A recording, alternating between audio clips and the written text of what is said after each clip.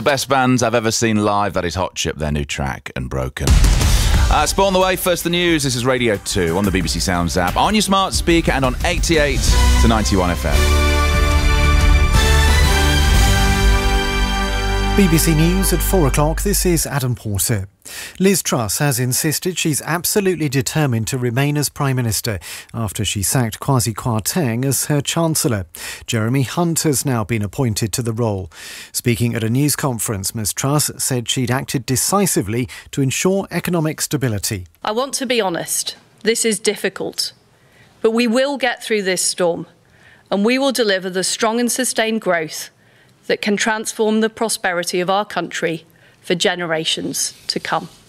Labour's Shadow Work and Pensions Secretary Jonathan Ashworth told BBC News he thought Liz Truss was blaming the former Chancellor for her own mistakes. Let's be clear what has just happened. Liz Truss has sacked her Chancellor for carrying out the policies of Liz Truss. A set of policies that led to turmoil on the markets, which led to a run on pension funds and soaring mortgage rates for homeowners across the country. On average, £500 more on a mortgage per month for many people. What is clear now is that we have a government in meltdown. In other news, police investigating the murder of Leah Croucher have named Neil Maxwell, a convicted sex offender who died 3 years ago, as the murder suspect.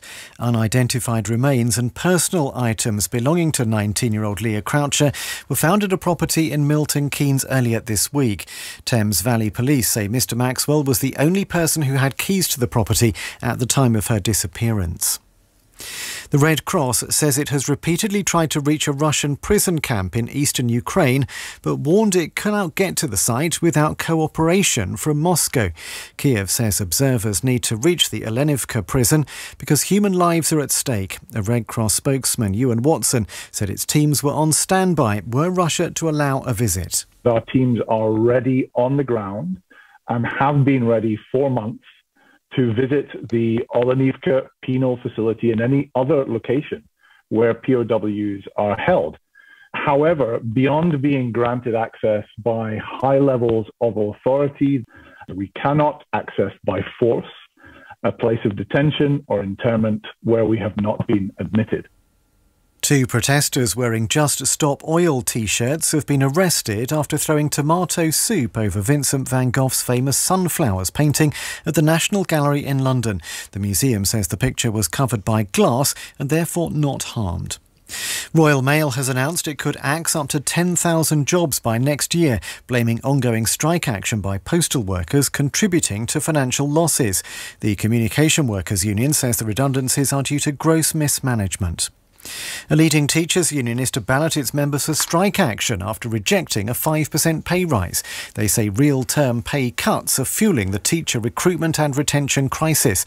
The Department for Education is yet to comment. BBC News, it's 3 minutes past 4. Why, thank you, Adam Porter. I do declare it's time for the sport. Hello, Shabnam. Hello, OJ. Chelsea manager Graham Potter says Reece James will see a specialist about his knee injury to get more information about whether the England defender could be a doubt for the World Cup. He was injured during their win at AC Milan in the Champions League earlier this week.